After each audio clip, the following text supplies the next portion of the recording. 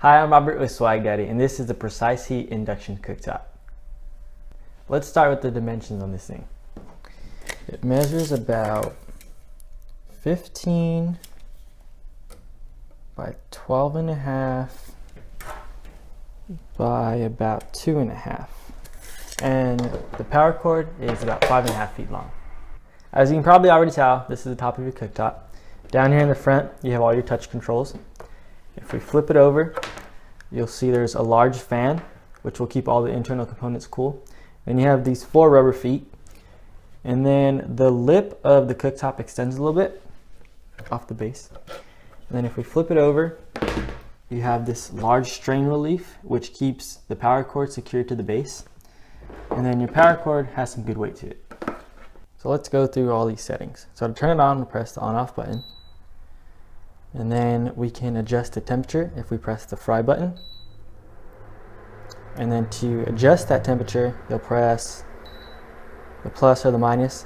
And it jumps kind of randomly as far as what the temperature is. So that first one was 380, now it's 340, 300. So it went by 40 degrees, and then it goes by 60. And then we can, now 20, and now let's go all the way up.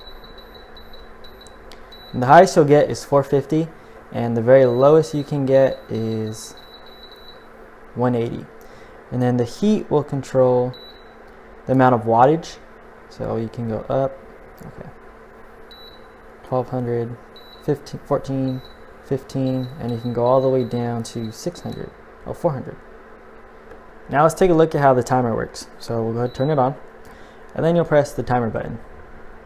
Oh wait, you gotta go in heat or fry first, doesn't really matter. Let's do fry. Now we'll press the timer. The plus will control the minutes, and the minus will control the hours. Let's say you messed up or you goofed, press the cancel button, and that'll clear it. And you can go timer, let's set this for 5 minutes. And now your timer's set. Now that our timer's set, we'll notice that it alternates between the amount of time that's left and the temperature. So let's wait for it. Oh, there we go. So we've got 380, and then let's wait for it to go back, and now we're still at 5 minutes. The child lock disables the ability to use the on-off button. So to use the child lock, we'll touch and hold it for about 2 to 3 seconds, and you'll know that it's on because you'll see lock, and then you'll see this LED flashing. So I can try and turn it on or off, but that's not going to work. So we'll disable it by touching and holding it, and then we can go ahead and turn it on and off. Let's see how long it takes for this to start boiling water. So let's put it in the maximum wattage, and then we'll put it in the maximum temperature. So right now I'm at 1500 watts and 450 degree Fahrenheit, so stand by. The water we use is tap water with no salt added. It took about 5.5 minutes to start boiling, and we are at sea level. So I've just turned this off, and I don't know if you can hear, but the fan is still running so that it keeps the internal components cool. Now, why would you want one of these? It's perfect for your dorm room, for a small apartment, and the other thing that we found it was good for was this Chinese hot pot. It's got a big enough base that you can put it in the cooking area, and it'll heat this up.